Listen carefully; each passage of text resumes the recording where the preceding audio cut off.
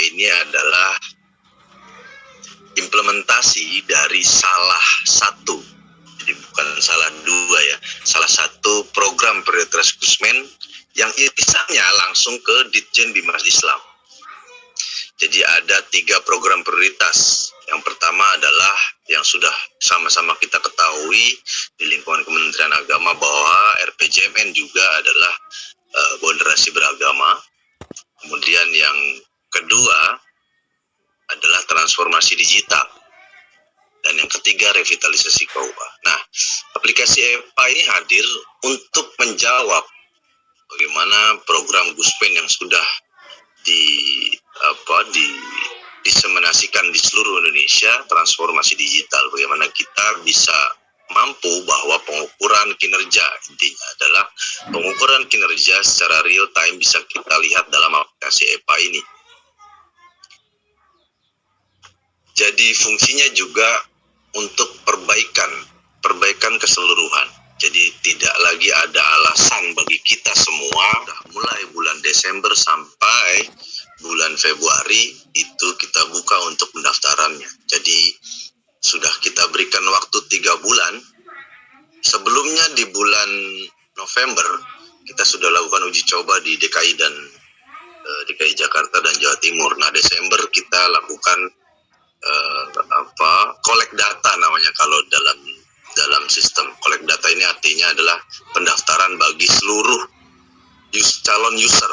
Jadi saya ulangi bahwa aplikasi EPA ini sifatnya wajib untuk seluruh penyuluh agama Islam baik PNS dan non-PNS. Jadi tidak ada alasan lagi penyuluh agama Islam tidak terdaftar di dalam aplikasi EPA. Pak, bagaimana yang belum terdaftar? Nanti kita cari solusinya. Kemarin sudah kita beberapa juga yang masih terkendala, misalkan sudah terdaftar, kemudian di-delete, akhirnya bentuk database, akhirnya kita buka, bisa mendaftar lewat admin kabupaten kota, kemudian ada juga yang masih terkendala, contohnya NIPA-nya masih double, itu nanti kita list seluruh Indonesia, kita perbaiki langsung dari pusat saja. Jadi kalau kemarin masih ada menu delete, tapi kita sekarang sudah hapus karena nampaknya itu yang mengakibatkan database kita bentrok atau kurang valid. Karena beberapa teman-teman admin kabupaten kota ketika permasalahannya di sisi user, misal salah input password itu main delete saja akunnya. Nah, ternyata kejadian-kejadian seperti itu membuat database kita lumayan berantakan dan lumayan butuh effort untuk membenarkannya. Saya lanjut, tujuan yang kedua, yang pertama tadi jawaban kita di Ditjen Bimas Islam dalam program transformasi digital. Kemudian yang kedua, sejak tahun 2020 awal kita sudah diamanahi oleh pihak Sekretariatan Jenderal untuk membuat sebuah tools untuk mengukur kinerja penyuluh agama Islam. Fungsinya apa? Fungsinya untuk menunjukkan ke stakeholder kita, baik Kementerian Keuangan, kemudian Bappenas, menunjukkan sejauh mana kinerja penyuluh agama Islam. Dalam tanda petik, penyuluh agama Islam ini ngapain aja, kan gitu.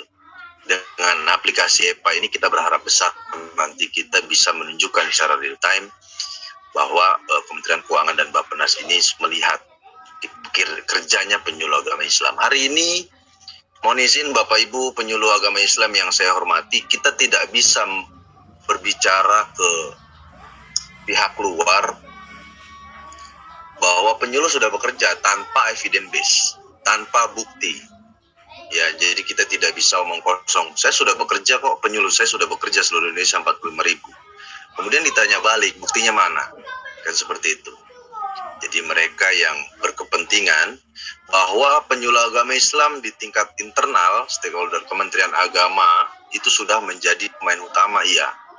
Tapi belum bisa menunjukkan tajinya dalam tanda petik di stakeholder luar, di eksternal kita yang sangat berkepentingan. Hari ini, minggu lalu kita sudah upayakan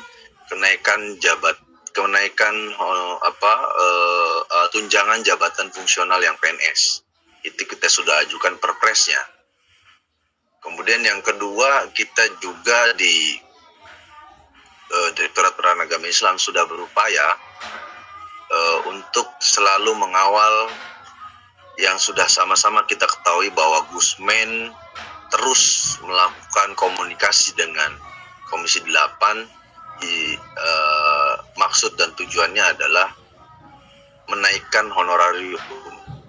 Jadi Komisi 8 ini sudah setuju, Pak sahabat saya juga Pak Hanaf, Pak Dr. Budadi ini sudah mendengar kemarin langsung dari Ketua Komisi 8 bahwa Komisi 8 sudah sangat support bahwa kesejahteraan atau honorarium penyuluh agama Islam yang non-PNS akan dinaikkan. Tapi lagi-lagi sekarang bolanya ada di kita sendiri, di Bimas Islam dan di stakeholder kita Kementerian Keuangan dan Bappenas.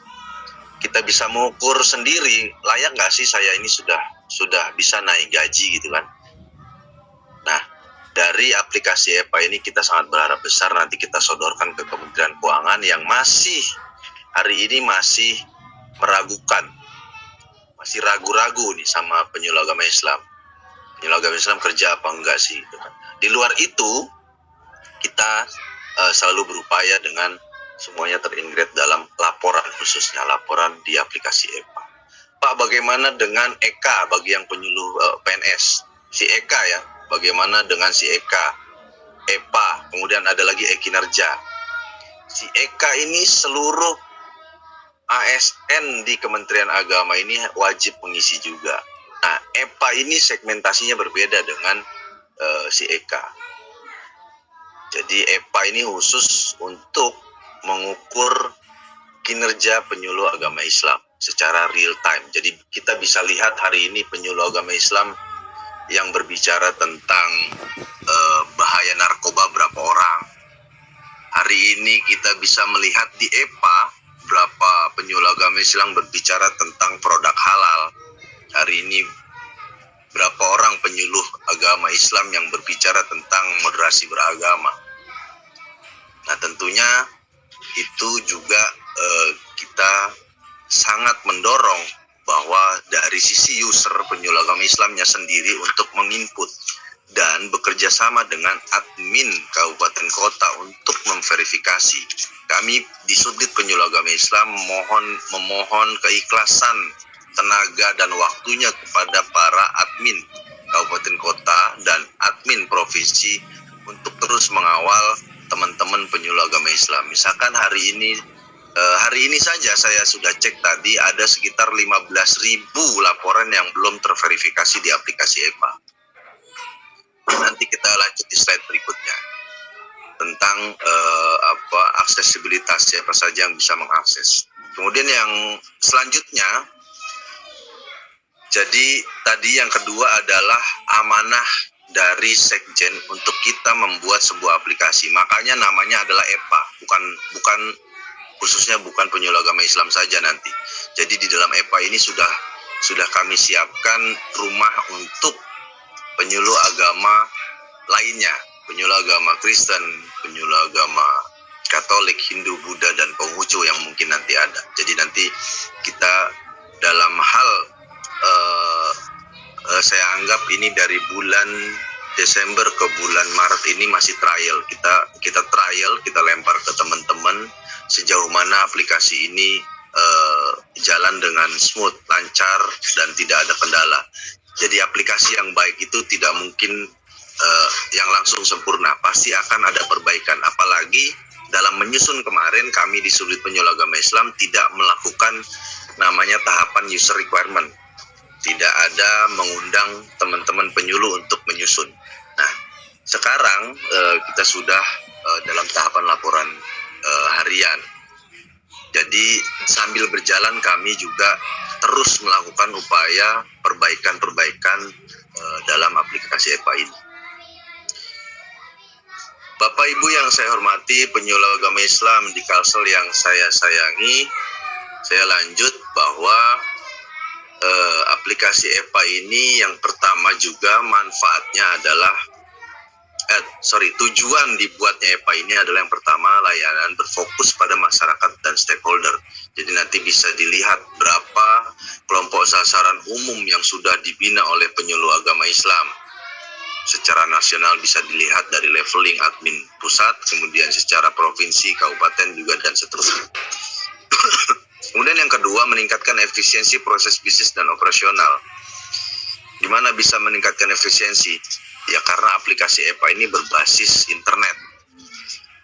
Jadi saya sampaikan bahwa banyak pertanyaan juga teman-teman di daerah, di provinsi lain. Pak, bagaimana misalkan saya melakukan BIMLUH-nya hari ini, tapi saya tidak sempat untuk melaporkan laporan harian di EPA hari ini juga. Bisa dilaporkan di esok harinya atau setelah melakukan bimbingan penyuluhan. Jadi tidak perlu pada saat mengisi BIMLUH, Bapak Ibu sibuk juga mengisi aplikasi EPA. Jadi bisa bahkan itu bisa dipilih tanggalnya, tapi saran saya jangan sampai menumpuk. Kasihan juga admin kabupaten kotanya, nanti ketika melihat di bulanan ternyata ada 1.000 laporan yang belum terverifikasi. Itu kan juga sangat memberatkan teman-teman admin. Saya ulangi bahwa aplikasi EPA ini adalah aplikasi yang berbasis website, jadi bisa mundur melakukan laporan hariannya. Nanti tinggal Bapak Ibu yang saya hormati tinggal catat aja hari apa, di mana, kapan melakukan BIMLUH-nya, kemudian laporan hariannya bisa di esok harinya. Jangan sampai menumpuk seminggu, nanti malah keburu lupa. Kalau saya bisa sampaikan itu. Kemudian tujuannya yang ketiga adalah membangun database. Ya, kita coba membuat database penyuluh agama Islam yang benar-benar valid. Artinya seluruh penyuluh agama Islam yang sudah terdaftar di aplikasi EPA ini kami anggap ini penyuluh yang aktif, yang benar-benar menjalankan tugasnya. Jadi kita tidak nanti ke depannya tidak terima lagi teman-teman penyuluh agama Islam yang tidak aktif. Gitu ya. Jadi kami anggap di dalam aplikasi EPA yang sudah terdaftar ini adalah penyuluh-penyuluh yang aktif bekerja, yang aktif melakukan kinerjanya dalam tugas-tugas kesehariannya. Saya ulangi, tidak ada alasan lagi bahwa penyuluh agama Islam tidak mengisi laporan harian di EPA ini. Jadi saran saya, jadikan EPA ini pacar atau kekasih, minimal kekasih bayangan lah ya. Jadi kalau udah jadi kekasih itu kemana-mana kan ingat sama pacarnya. Saya mau tugas ingat pacarnya, ingat EPA gitu ya. Jadi nanti memenya yang berkembang juga, sudahkah Anda melaporkan laporan harian di EPA kan gitu. Jadi ketika kita sudah menganggap teman atau tools kita sebagai pacar, itu pasti kemana-mana ingat. Jadi tujuan yang keempat adalah meningkatkan kolaborasi dengan kementerian dan lembaga lain. Ya, aplikasi EPA ini bisa diakses oleh seluruh kementerian. Jadi di dalam dashboardnya sebelum login itu sudah bisa melihat jumlah atau data penyuluh agama Islam yang sudah terdaftar di dalam aplikasi EPA ini. Banyak kementerian lain yang sudah mengajukan tanda petik proposal untuk bekerja sama untuk memakai tenaga penyuluhnya. Tenaga penyuluh Kementerian Agama itu sudah banyak yang mengantri kepada kita. Apalagi melihat aplikasi EPA ini nanti running dengan baik gitu ya. Kemudian yang kelima, mendorong budaya kerja yang kolaboratif dan terdigitalisasi. Maksudnya apa Pak? Ya, semua bisa diukur secara real time, updating detik per detik, menit per menit, hari per hari, jam per jam, bulan per bulan ini bisa dilihat di dalam aplikasi EPA. Tapi saya sampaikan bahwa hadirnya aplikasi EPA ini tujuannya tidak untuk memutus komunikasi Bapak Ibu dengan atasan langsung.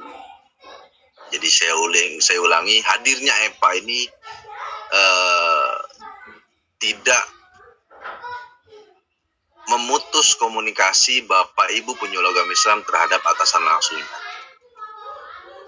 Karena jangan sampai nanti EPA hadir ini karena semua sudah terdigitalisasi ya, tidak ada laporan lagi yang diketahui oleh atasan langsungnya. Dalam hal ini misalkan penyuluh agama Islam yang non PNS ini atasan langsungnya kepala KUA gitu ya. Jadi dengan aplikasi ini jadi jadi nggak ngantor di KUA gitu, kita hindari. Makanya kenapa setiap bulan Bapak Ibu penyuluh agama Islam diwajibkan untuk mendownload hasil rekapitulasi laporan harian Bapak Ibu masing-masing. Nanti setelah itu di print, kemudian ditandatangani oleh yang bersangkutan, kemudian dimintakan tanda tangan atasan langsung. Untuk penyuluh agama Islam yang PNS menyesuaikan atasan langsungnya siapa. Ya, saya ulangi bahwa hadirnya EPA ini jangan sampai memutus mata rantai komunikasi, koordinasi dengan atasan langsungnya. Jadi kami juga tidak mau muncul nanti statement bahwa dengan hadirnya aplikasi EPA ini teman-teman penyuluh agama Islam tidak terkomunikasi langsung terhadap atasan langsungnya. Kita nggak mau. Makanya kenapa tetap dimintakan tanda tangan atasan langsung dalam mendownload rekap laporan harian Bapak Ibu bulanan. Saya lanjut. Aplikasi EPA ini juga yang saya katakan di awal tadi menyajikan bukti nyata kinerja dan komitmen penyuluh agama Islam dalam pembangunan negara melalui data-data. Jadi sekali lagi saya sampaikan bahwa hari ini kita tidak bisa bicara omong kosong bahwa penyuluh agama Islam sudah bekerja, tapi kita diwajibkan menyampaikan evidence base atau bukti-bukti melalui aplikasi EPA ini.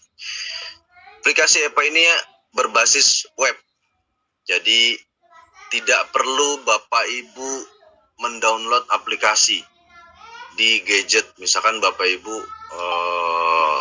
melakukan laporan harian lewat EPA ini lewat handphone gitu ya, tidak perlu ada menginstal apa-apa.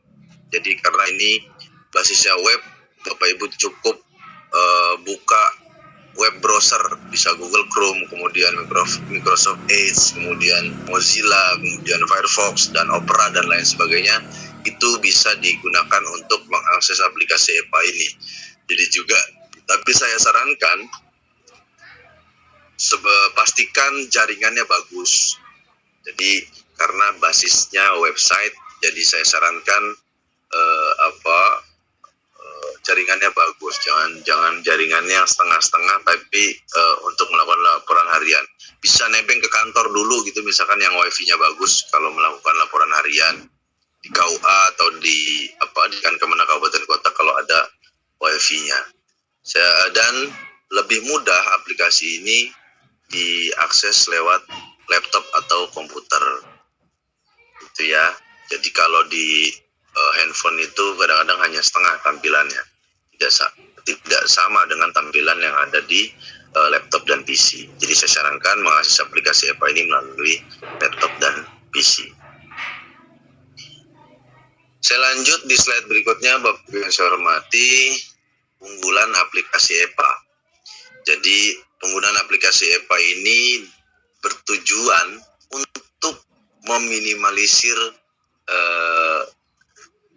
saya rada kasar ya di sini bahasanya di slide, meminimalisir kecurangan melalui monitoring dan evaluasi. Tujuan yang pertamanya update data secara real time. Di awal tadi sudah saya sebutkan hari ini berapa orang yang berbicara tentang baca tulis Quran dan seterusnya. Dua, karena aplikasi EPA ini berbasis internet, dapat diakses kapan saja. Maka saya katakan tadi bahwa misalkan Bapak Ibu melakukan BIMLUH hari ini, melaporkannya bisa besok, tapi jangan sampai menumpuk. Kemudian yang ketiga,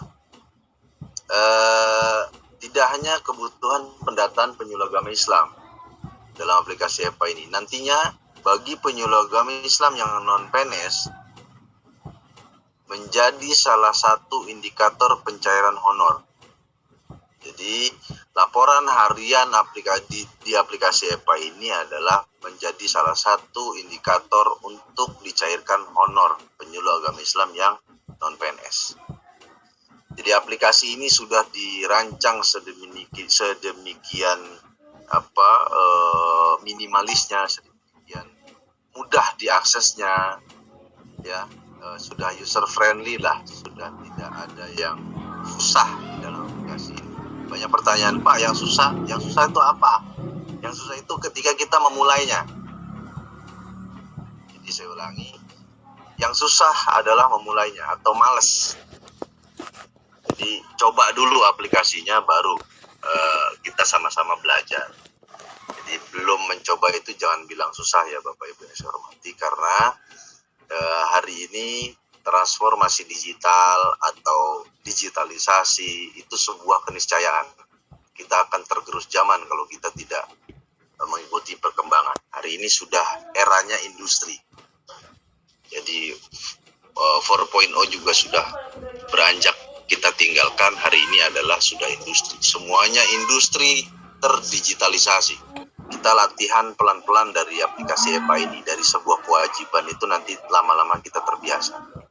Itu yang Bapak Ibu yang saya hormati. Jadi juknisnya masih on proses. Nanti menjadi salah satu indikator penyuluh agama Islam untuk dicarikan honor.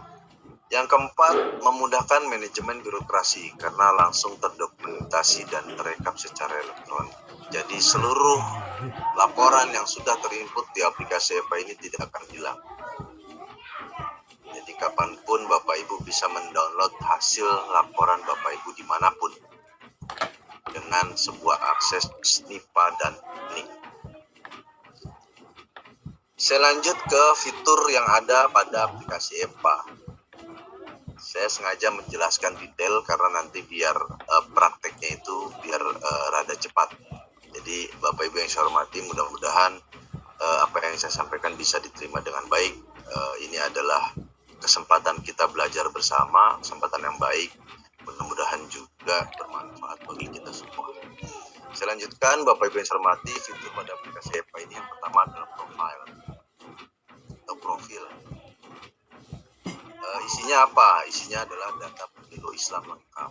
Jadi profil ini ada yang namanya mandatory field, ada yang namanya optional field. Mandatory field itu apa? Mandatory field itu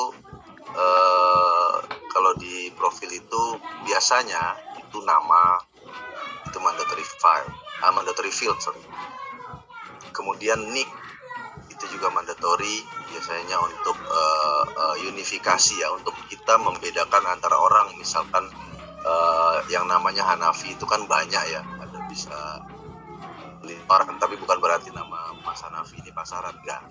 Jadi, untuk membedakan itu biasanya kita based on-nya tarikannya ke nick.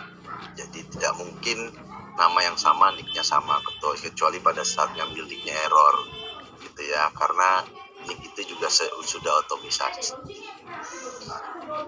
Kemudian yang selebihnya adalah optional field. Optional field itu adalah field-field yang pendukung. Contohnya pendidikan, alamat, kemudian tempat tugas.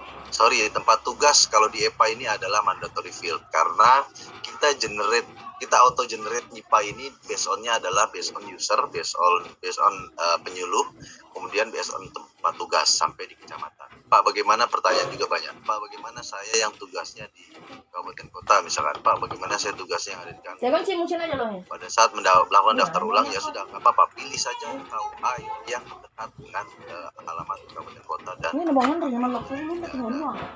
tidak harus diisi sampai ke nama KUA kecamatan karena kepentingannya untuk mengenerate NIPA. Kemudian fitur yang kedua di dalam aplikasi EPA ini ada namanya sasaran bimbingan dan penyuluhan agama. Jadi sebelum melakukan laporan harian, juga banyak dipertanyakan di grup. Ketika mau melakukan laporan harian ternyata nggak bisa mengetik sasaran bimbingannya, ya nggak bisa. Karena kita wajibkan untuk mengisi dulu sasaran bimbingannya, nanti kita praktekkan. Jadi di dalam menu profil itu ada sasaran penyuluhan namanya, nanti itu di entry dulu kelompok binaan Bapak Ibu. Nanti pada saat melakukan laporan harian akan muncul secara otomatis, tinggal diklik nama kelompok binaan tetapnya yang dilakukan BIMDO. Gitu ya. Kalau belum diisi di dalam sasaran bimbingannya atau kelompok binaannya, itu tidak akan muncul nanti di dalam pada saat melakukan laporan harian. Bentuknya bisa majelis taklim, yayasan, atau kelompok-kelompok pengajian. Saya yakin teman-teman penyuluh agama Islam di Kapal sudah sangat memahami ya apa itu yang namanya sasaran bimbingan atau kelompok binaan, baik sasaran umum dan sasaran khusus.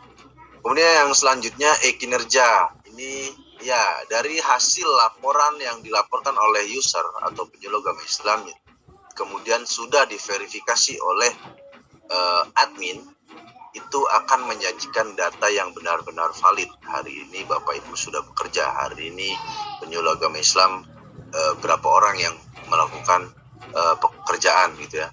Saya sarankan jangan sampai salah pada saat menginput, apalagi tahun. Itu nanti tidak akan muncul di dalam rekap laporan bulanannya karena salah pada saat menginput laporan hariannya. Jadi pelan-pelan aja Bu, Pak. Jangan buru-buru, alon-alon asal kelakon kalau kata orang Belanda.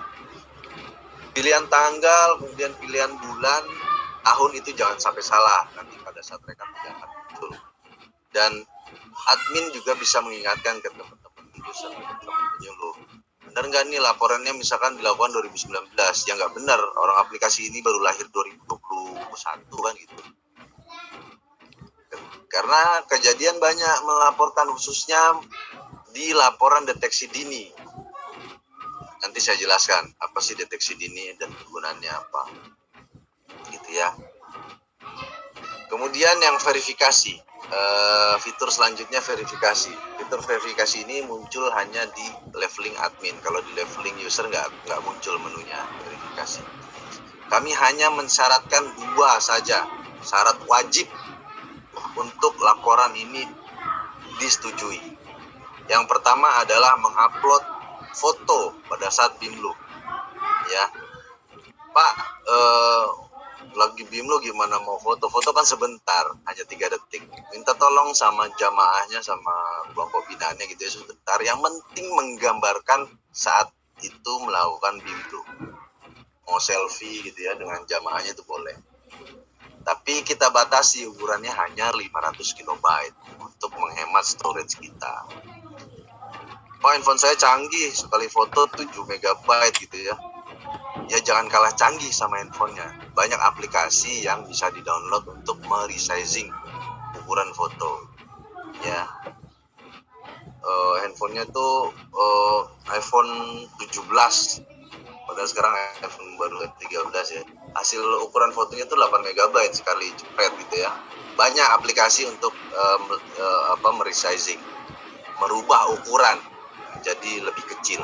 Download aja di Play Store atau yang pakai iPhone tuh di iOS ada banyak aplikasi untuk merubah ukuran foto. Jadi kenapa kita perkecil 500 KB karena ini untuk menghemat storage kita. Jangan sampai ntar di tengah jalan baru setahun nanti juga kita ada pemeliharaan storage. Baru setahun sudah penuh, nggak bisa diakses. Kita menghindari itu. Itu ya. Kemudian syarat yang kedua adalah materi. Jadi penyuluh teman-teman ketika melakukan laporan harus mengupload materi dalam bentuk PDF. Fungsinya apa bentuk PDF? PDF ini biasanya lebih kecil ukurannya. Nah, di dalam aplikasi EPA ini kita membatasi 5 MB, lebih besar daripada ukuran foto. Kenapa? Kita ingin menjaring teman-teman yang penyuluh agama Islam yang jago menulis. Jadi juga di EPA ini kita juga kenapa harus mengupload materi, kita ingin melatih karena PR kita sama-sama hari ini adalah literasi ya. Jadi kita ingin mencoba melatih penyuluh kita menulis dalam hal materi saja. Sebelum besok, misalkan besok melakukan BIMLU, hari ini bikin dulu materinya.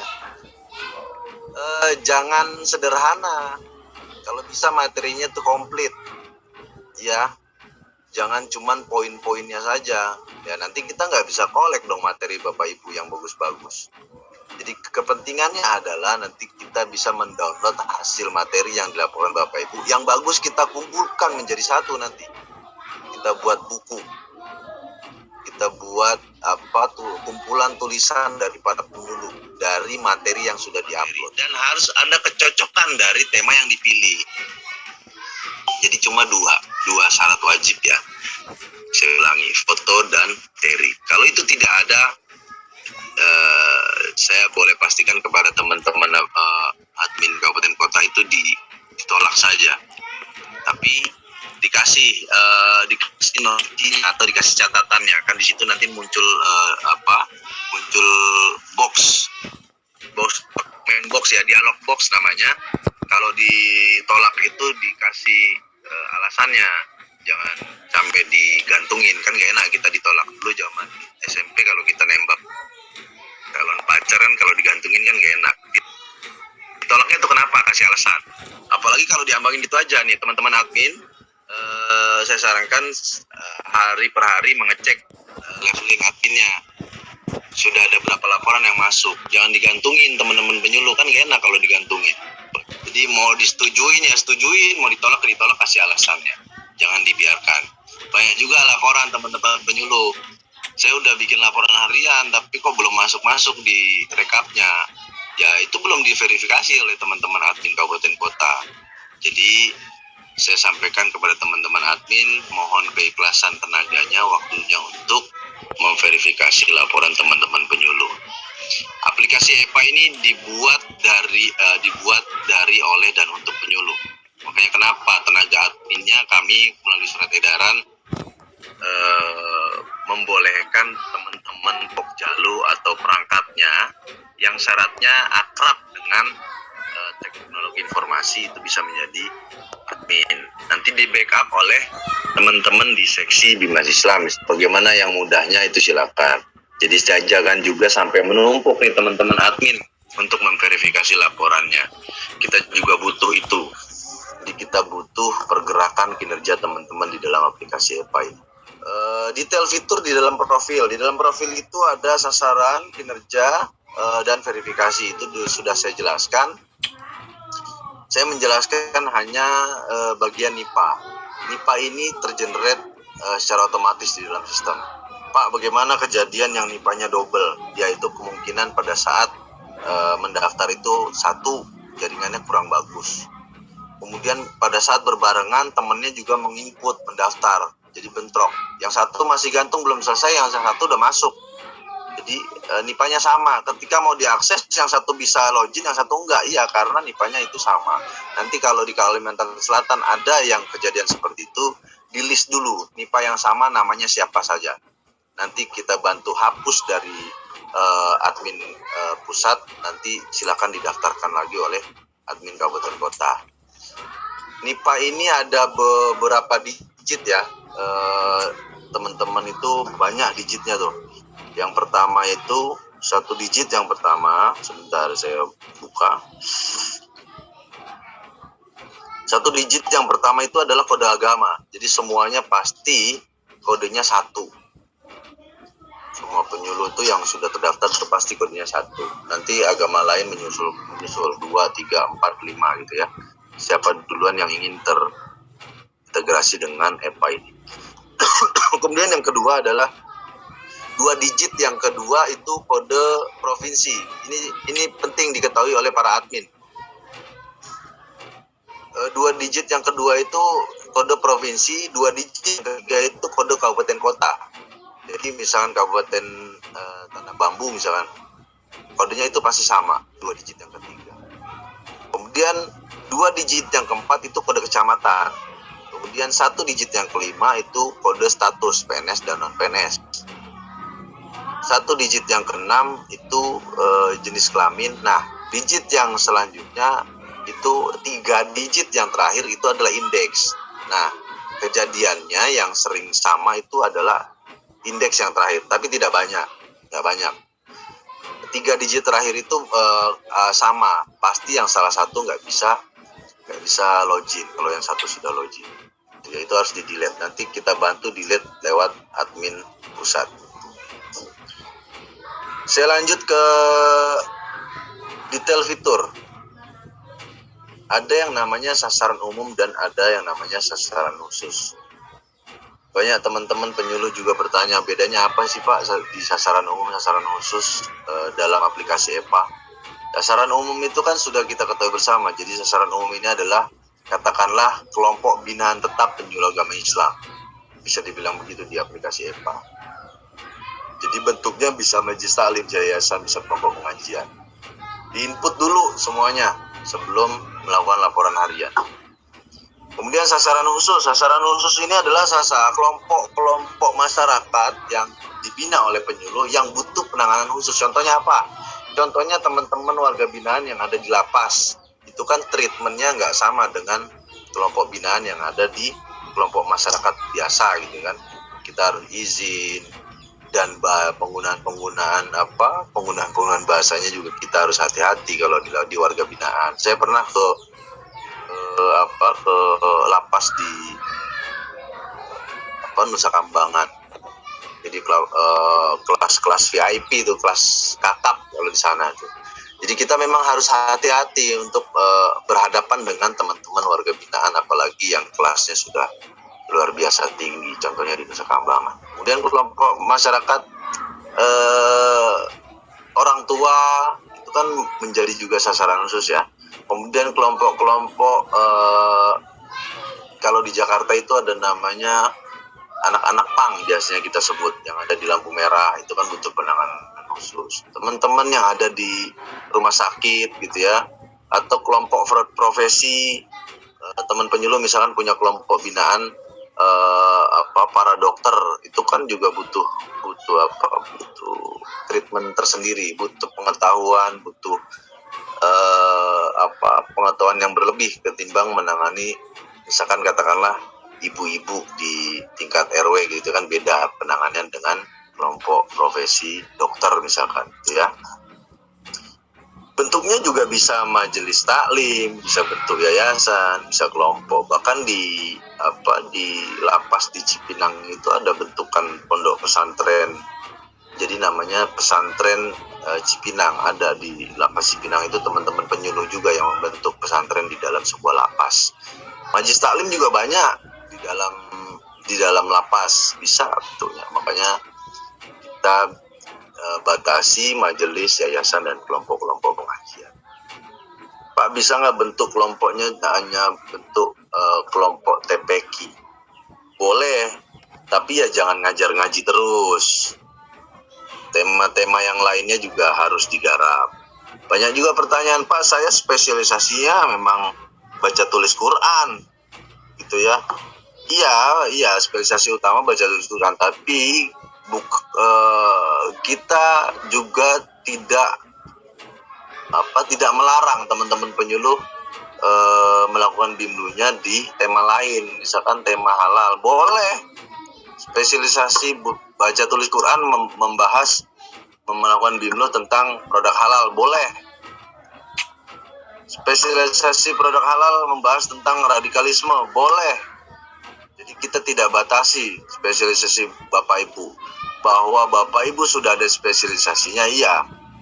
Itu kaitannya dengan layanan ya, untuk pendukungan juga terafiliasi di dalam sebuah program revitalisasi KUA untuk mendukung juga ketika ada masyarakat yang datang ke KUA mau bertanya tentang zakat wakaf, sudah ada spesialisasinya. Silakan ke teman-teman penyuluh yang spesialisasinya zakat wakaf. Penyuluh ini kan sama kayak dokter ya, harus tahu semua. Dokter umum lah ibaratnya. Jadi semua spesialisasi ini wajib tahu, semua tema-tema yang ada dalam spesialisasi ini wajib tahu penyuluh agama Islam. Tapi ada teman-teman yang menjadi PIC, salah satu spesialisasinya ya, in charge ya. Jadi ada spesialisasinya, ada dokter spesialis lah. Sementara ada 8, tapi nanti kita akan tambah spesialisasinya di rumusan Juknis yang baru, sudah juga on proses. Ya, kita lanjut ke fitur laporan harian. Nah, disinilah intinya, inti dari aplikasi EPA ini dibuat laporan harian. Jadi sekali lagi, tanpa Bapak Ibu melaporkan laporan harian, tidak akan berguna aplikasi EPA ini. Jadi juga yuk kita sama-sama melakukan usaha bergen teman-teman penyuluh agama Islam. Jadi kami di pusat tidak bisa berbuat banyak tanpa juga sumbangsi dari Bapak Ibu sekalian. Ini kan juga aplikasi membantu. Pak, masih perlu nggak laporan manual? Nggak perlu. Kalau udah melakukan laporan di EPA ya nggak usah laporan manual. Mau ngapain laporan manual lagi? Tinggal di-input di aplikasi EPA, nanti setiap bulannya di-download rekapnya dan disertakan buktinya. Nanti kan bisa di-Ctrl P di dalam laporan hariannya. Tinggal di-print itu bukti-buktinya. Misalkan dalam sebulan ini ada 8 hasil rekap laporan bulanannya. Dan 8 itu nanti di-print sebagai pendukung dari rekapnya. Itu ya, jadi nggak perlu lagi laporan manual. Ya sedikit modal kertas 8 lembar lah ya kalau penyuluh agama Islam yang non PNS kan minimal kita baru mensyaratkan 2 kali melakukan BIMLU ya. Jadi 2 kali BIMLU. Jadi kegiatan lainnya tidak termasuk BIMLU ya. Misalkan melakukan rapat itu bukan BIMLU karena tugas dan fungsi pokok utama penyuluh adalah melakukan BIMLU. Di luar BIMLU bisa dilaporkan di laporan kegiatan lainnya. Contohnya apa? Penyuluh yang PNS juga sama. Penyuluh PNS pertama misalkan ada butir-butir kegiatan yang namanya melakukan pendataan atau membuat materi. Itu kan bukan BIMLU ya. Itu bisa dilaporkan di kegiatan lainnya. Nah, aplikasi EPA ini hadir utamanya yang pertama adalah mengukur kinerja pertama khusus untuk BIMLU-nya, untuk penyuluhannya. Jadi kenapa di laporan kegiatan lainnya kita belum sediakan untuk menu download hasil rekap laporan kegiatan lainnya. Itu nanti akan kita buka. Jadi hari ini kita masih fokus untuk melihat tugas fungsi utamanya Bapak Ibu penyuluh melakukan BIMLU. Itu ya. Nah, saya juga ingatkan ke teman-teman penyuluh, mulai sekarang yuk kita sama-sama meningkatkan kapasitas diri kita, kompetensi masing-masing kita, belajar, jangan pernah berhenti belajar. Kita juga bisa belajar lewat jurnal, jangan lewat blogspot ya. Kalau blogspot ini kadang-kadang salah satu sumber hoax yang terbesar kalau blogspot, kalau boleh saya bilang.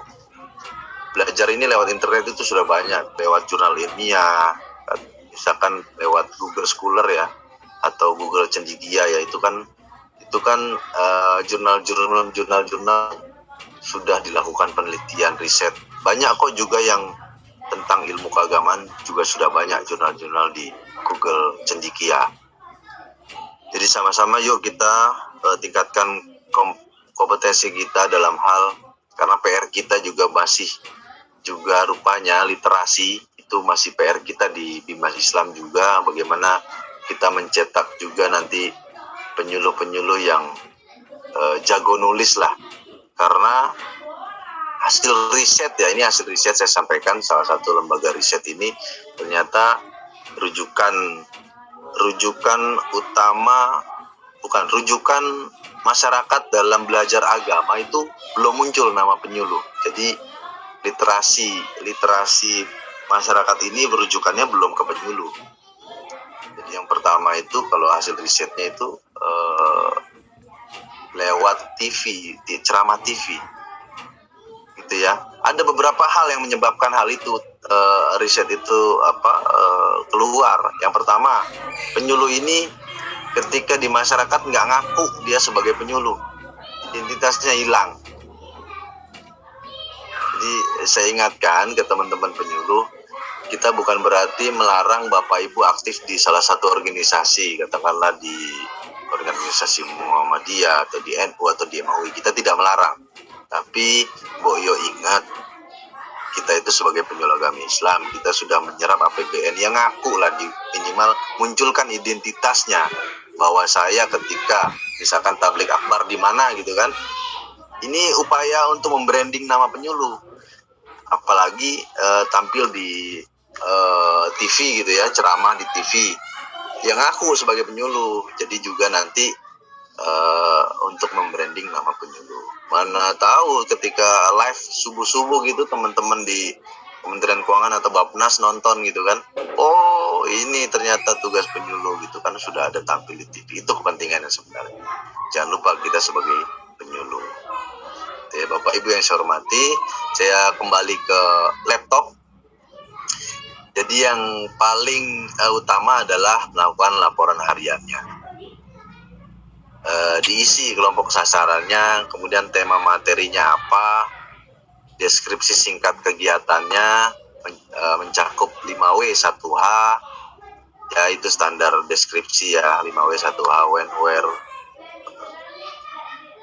who, how gitu ya, itu harus tercapai di dalam deskripsi singkat.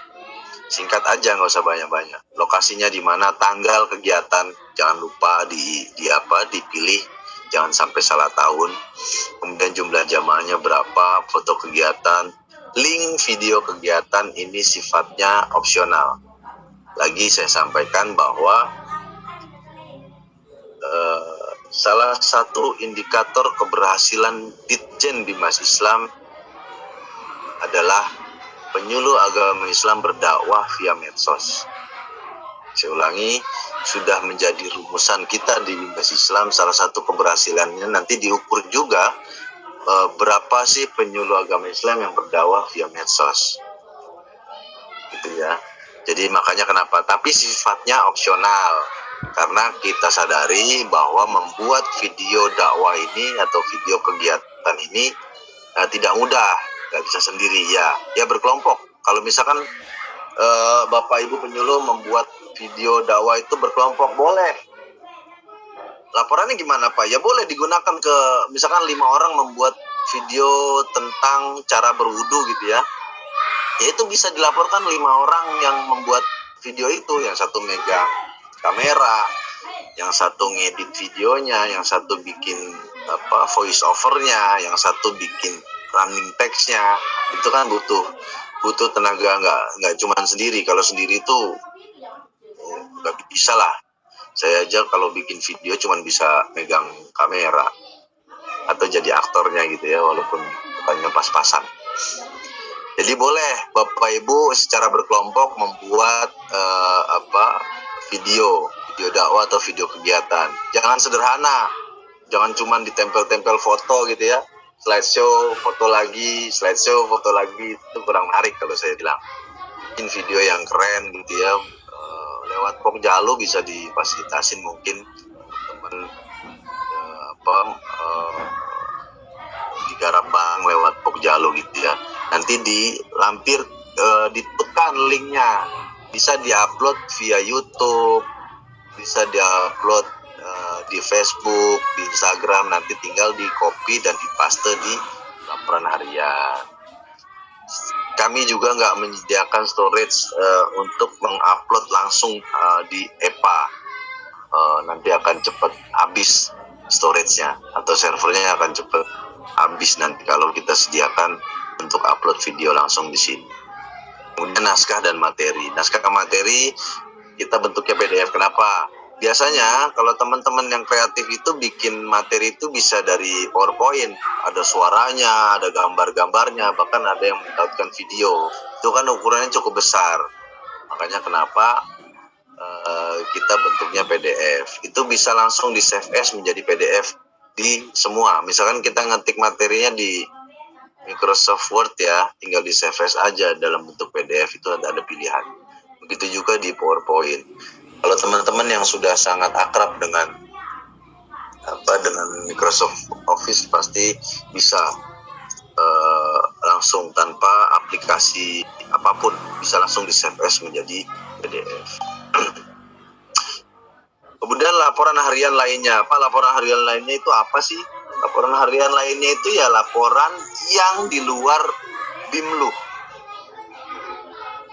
Saya ulangi, laporan harian lainnya adalah laporan yang di luar BIMLU. Contoh, Bapak Ibu melakukan rapat penanganan konflik misalkan dengan Pemda setempat itu bisa dilaporkan, tapi di laporan harian lainnya nanti di upload itu dibikin deskripsi atau narasinya, si rapatnya apa, kemudian dilampirkan juga fotonya di materi itu.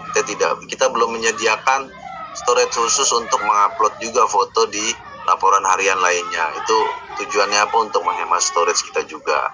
Jadi bisa dibikin langsung di Microsoft Word misalkan, langsung aja dilampirkan fotonya di situ, dipaste di dalam Word, nanti di save as ke PDF. Laporannya itu kita hanya mensyaratkan 5W1H, siapa yang hadir gitu ya, di mana, kemudian hasil rapatnya apa, misalkan membahas tentang konflik, kenapa itu bisa terjadi, itu dilaporkan di dalam laporan harian lain. Kemudian detail fitur kinerja lainnya yaitu deteksi dini.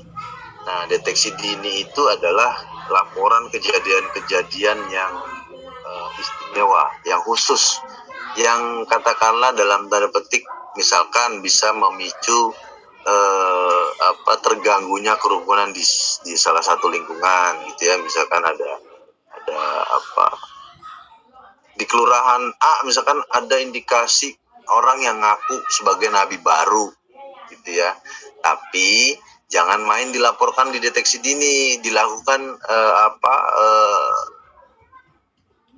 dilihat dulu bener apa enggak, lakukan tabayun dulu, kita tabayun dulu bener apa enggak itu indikasinya ke arah situ. Jadi jangan sampai, saya sampaikan juga, jangan sampai EPA ini memproduksi berita-berita hoax, jangan, lewat deteksi dininya ya. Jadi jangan main laporan aja di deteksi dini, karena deteksi dini bisa kita lihat secara langsung. Bahkan nanti ada subdit di salah satu direktorat di Bimas Islam ini ingin juga memanfaatkan deteksi dini ini. Ada subdit namanya Bina Paham Keagamaan, itu nanti bisa langsung melihat dalam deteksi dini ini. Jadi saya ulangi, jangan sampai EPA ini menjadi salah satu produser hoax.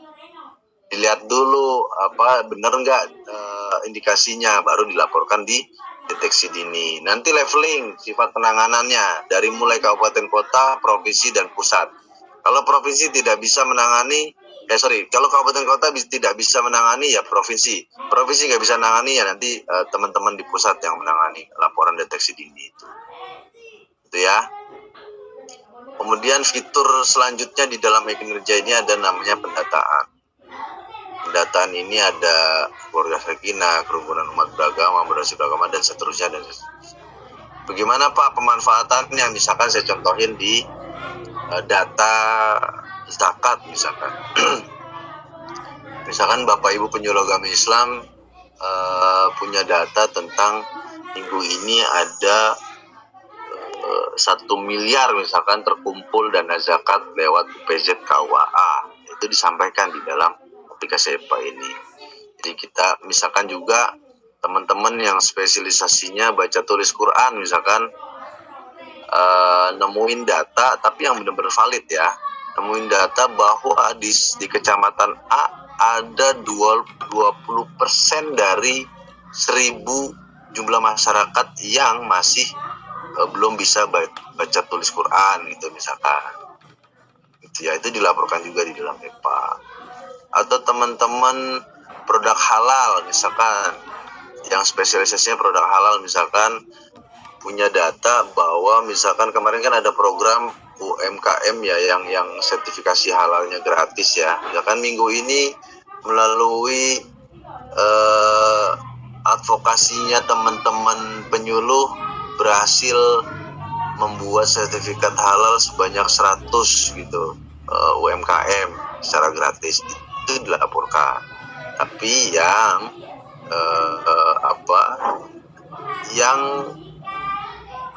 data ini asalnya dari penyuluh gitu ya. Jadi ada kekhasan sendiri. Misalkan minggu ini ada data 20 tanah wakaf yang berhasil dibuatkan sertifikatnya gitu misalkan. Itu dilaporkan saja di dalam bukan di dalam fitur kinerja, fitur e-kinerja. ada namanya pendataan. Saya lanjut ke fitur verifikasi. Fitur verifikasi ini adalah tujuannya untuk memastikan keakuratan, kebenaran atau kebenaran informasi yang disampaikan tentunya oleh penyuluh agama Islam selaku user. Jadi data yang baik adalah data yang sudah terverifikasi. Jadi kita bisa bilang data itu valid ya data yang sudah terverifikasi. Data laporan yang sudah terverifikasi oleh admin kabupaten kota. Saya ulangi, cuma 2 syarat saja yang wajib: upload foto kegiatan dan upload naskah materi. Jangan buat sederhana naskah materinya. Saya ulangi, jangan buat sederhana. Jangan hanya detail-detailnya aja. Teman-teman admin kabupaten kota bisa menolak tuh. Misalkan cuman dibikin poin-poin 3 gitu ya, naskah materinya ditolak aja. Tapi kasih catatan, lengkapi naskah materinya. Ya kalau bahas tentang pentingnya berzakat, ya sertakan dong nas-nasnya. Bapak Ibu lebih paham lah ya. Ngisi tentang akidah akhlak gitu ya, misalkan sudah saya tambahkan kemarin tema akidah akhlak. Jadi fungsinya apa? Kita bikin hanya 10 tema besar. Itu ada maksud dan tujuannya. Kita mau mengerucutkan sebenarnya teman-teman penyuluh agama Islam ini di 10 tema besar itu. Kalau bayangkan kalau kita bikin fikih tentang berzakat, fikih tentang berwakaf, itu nanti akan melebar. Kita nggak bisa mengukur, jangan nanti malah banyak di fikihnya teman-teman ternyata tema yang paling besar itu yang diambil fikih, kan nggak kelihatan. Kalau secara grafik itu hanya kelihatan fikihnya aja, nggak kelihatan temanya. Makanya maksudnya itu kita bikin 10 besar tema itu, yaitu itu ya Bapak Ibu, mudah-mudahan bisa dipahami dan dimengerti. Saya ulangi, hanya 2 syarat wajib. Kita tidak mau bikin Bapak Ibu susah dengan hadirnya EPA ini. Yang susah adalah melawan males, melawan memulainya. Gimana mau naik honor tapi disuruh laporan EPA aja nggak mau. Aksesibilitas aplikasi EPA. Siapa aja yang bisa mengakses aplikasi EPA? Tentunya adalah ya user penyuluh agama Islam yang sudah terdaftar. Yang tidak bisa terdaftar ya nggak bisa. Banyak juga kasus Pak, banyak penyusup nih, tanda kutip, bukan penyuluh ternyata ya, dinonaktifkan saja penyuluhnya. Bukan penyuluhnya, kalau ada penyusup misalkan gitu ya. Kemudian admin. Nah sekali lagi saya sampaikan permohonan bapak-bapak, ibu-ibu yang sudah ditunjuk sebagai tenaga admin gitu ya, untuk keikhlasan waktunya dan tenaganya. Jadi ini aplikasi dari, oleh, dan untuk penyuluh, bukan untuk Mas Alif, bukan. Jadi aplikasi EPA ini dibuat untuk penyuluh seluruh Indonesia. Tujuannya untuk membranding, menunjukkan bahwa kita bekerja ya ke stakeholder di luar Kementerian Agama.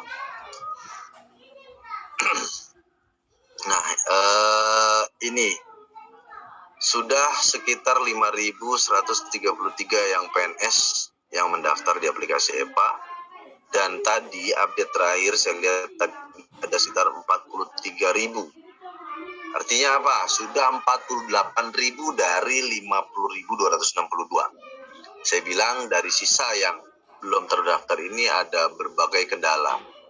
Kendala usernya yang belum akrab terhadap teknologi informasi, atau kalau bisa dibilang adalah mohon maaf gaptek gitu ya.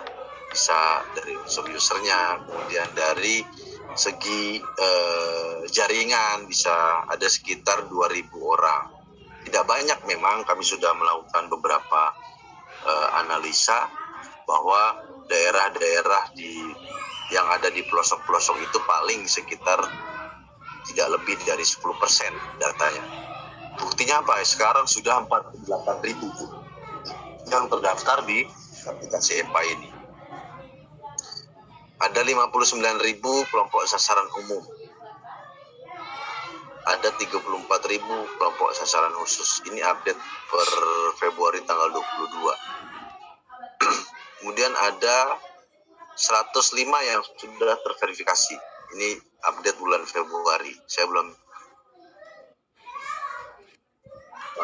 masukkan data terakhir di pagi tadi. Yang jelas pagi tadi saya cek ada sekitar 15.000 laporan yang masih digantung oleh adminnya atau belum diverifikasi. Terima kasih. Nah, ini akhir dari materi yang saya sampaikan. Jadi saya kuatkan lagi bahwa sudah tidak ada alasan lagi kita tidak melakukan input ke dalam aplikasi EPA. Semuanya untuk penyuluh, semuanya untuk membranding nama penyuluh. Tidak ada lagi alasan. Yang nggak mau gimana Pak? Tinggalin aja. Jadi jangan salahin subdit penyuluh nanti ketika juknisnya lahir tidak bisa dicairkan honornya, atau dicairkan honornya tanpa melampirkan bukti yang sudah diinput di EPA. Itu kan nanti jadi temuan karena sudah sudah dirumuskan juknisnya. Kalau tidak dijalankan ya menjadi temuan.